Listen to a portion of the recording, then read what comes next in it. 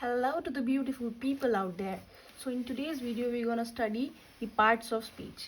So सबसे पहले हम जानेंगे कि ग्रामर को मास्टर करने की बेसिक चीज़ क्या होती है, राइट?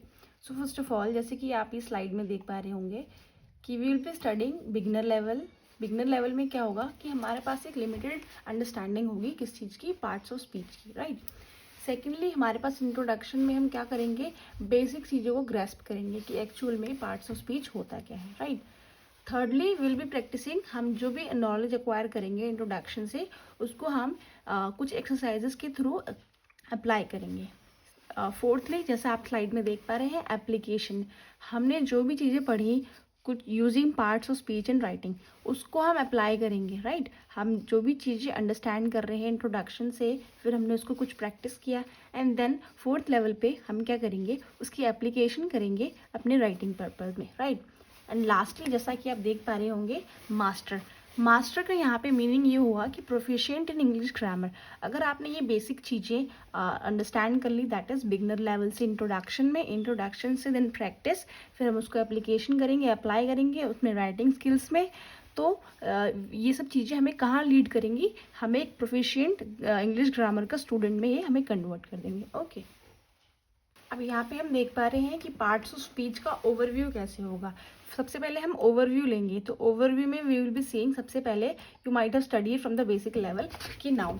सबसे पहले हमने ओवरव्यू लिया. I will be sharing the notebook, यहाँ पे आप देख पा रहे हैं, राइट? सबसे पहले हम ओवरव्यू लेंगे किस चीज़ का,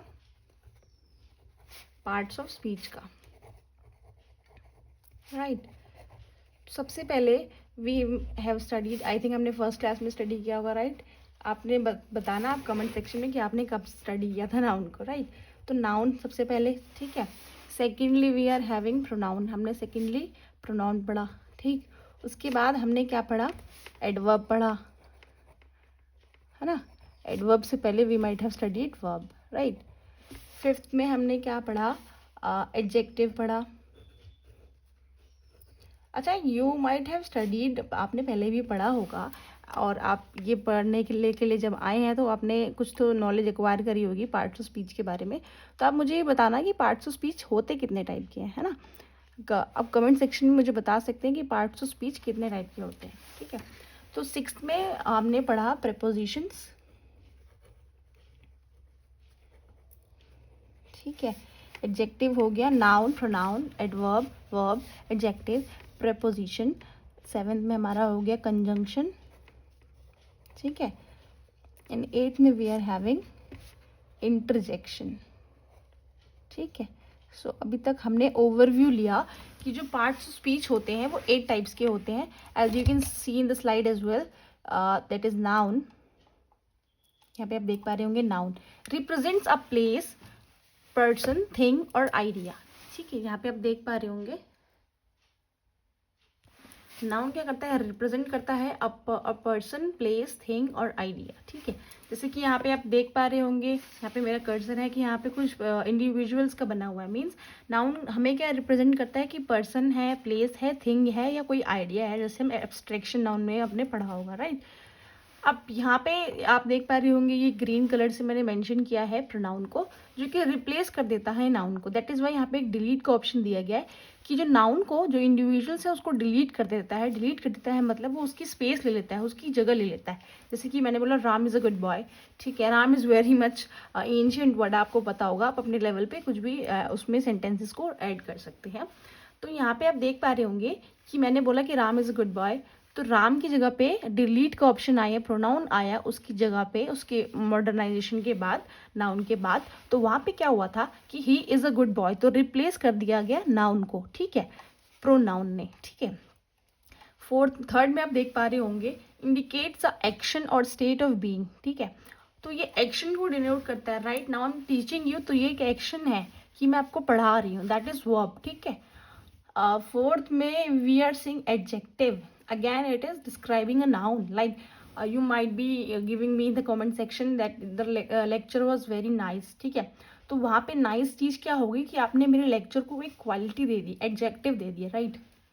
सो फोर्थ में वी आर सीइंग, फिफ्थ में एडवर्ब. एडवर्ब क्या करता है? डिस्क्राइब अ वर्ब, एडजेक्टिव और अनदर एडवर्ब. आप डिस्क्राइब करेंगे, ठीक है, आप डिस्क्राइब करेंगे किस चीज़ को? वर्ब को, एडजेक्टिव को और कोई अनदर एडवर्ब को आप डिस्क्राइब करेंगे, राइट. प्रपोजिशंस में we are seeing shows relationship between words. क्या करेगा प्रपोजिशन? कि हमें शो करेगा रिलेशनशिप वर्ड्स के बिटवीन में. Like right now you are seeing this video on your phone, ठीक है, तो वो रिलेशनशिप क्या है कि आप वीडियो देख पा रहे हो फोन में, तो my word is over here preposition, ठीक. कंजंक्शन पे आते हैं. कंजंक्शन का means you know junction, add होना, ठीक है, ज्वाइनिंग वर्ड्स और फ्रेजेस, ठीक है. लाइक अभी मैं आपको स्लाइड्स को ऐड कर करके पढ़ा रही हूँ फॉर एन एग्जाम्पल, तो वहाँ पे ये कंजंक्शन है कि मैं जंक्शन कर रही हूँ चीज़ों का, वर्ड्स का, फ्रेजेस का, सो दैट मेरा लेक्चर कंप्लीट हो एंड स्टूडेंट्स को ये चीज़ समझ में आए, राइट. कंजंक्शन के बाद हमारा नेक्स्ट चीज़ है इंटरजेक्शन. इंटरजेक्शन में एक्सप्रेस करते हैं हम इमोशन. जैसे कि आप यहाँ पे देख पा रहे होंगे कि ये एक मैंने इमोजी लगाई है, तो this is the symbol like alas, that is for sad thing, fantastic, that is for good thing, oh my god what a beautiful painting, तो that is interjection. Alright.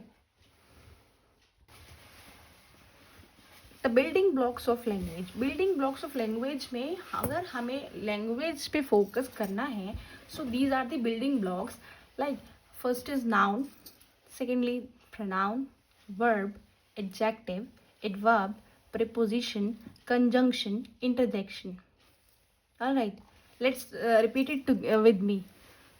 Hope you are ready. Okay, starting 1 2 3 start. Noun, pronoun, verb, adjective, adverb, preposition, conjunction, interjection.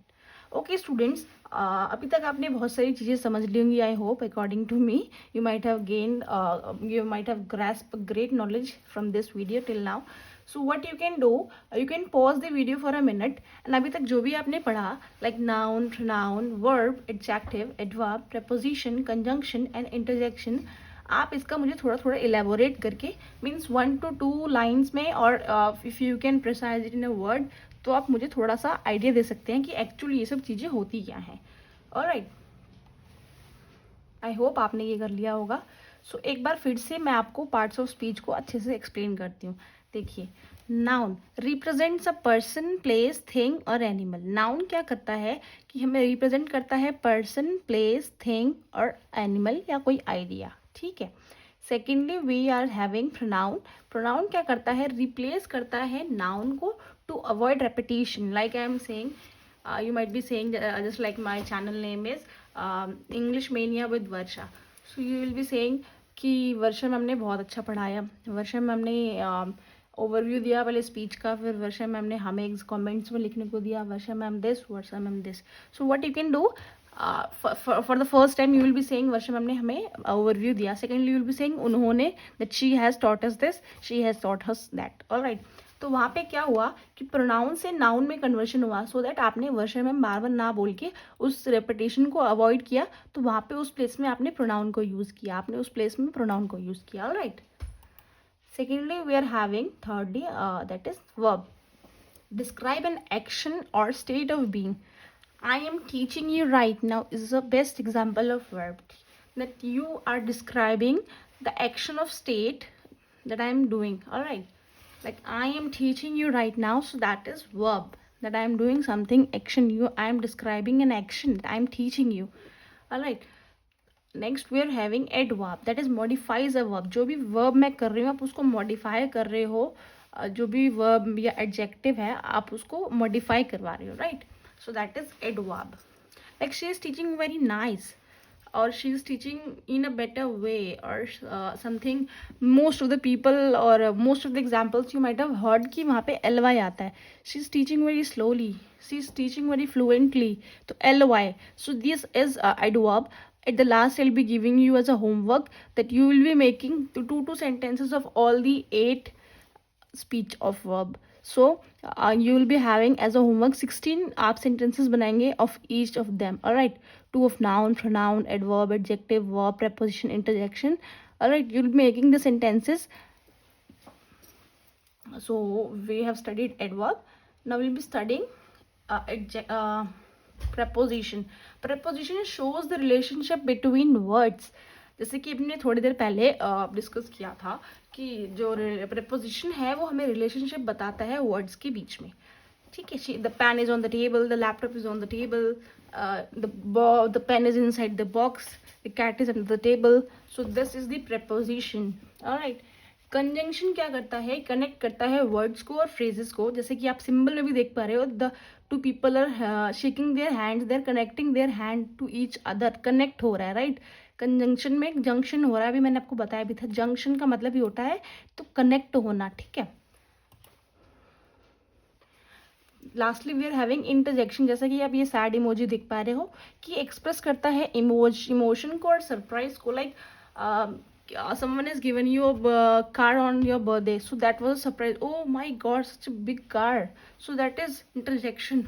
Alas, my grandfather has died, so that is again an interjection.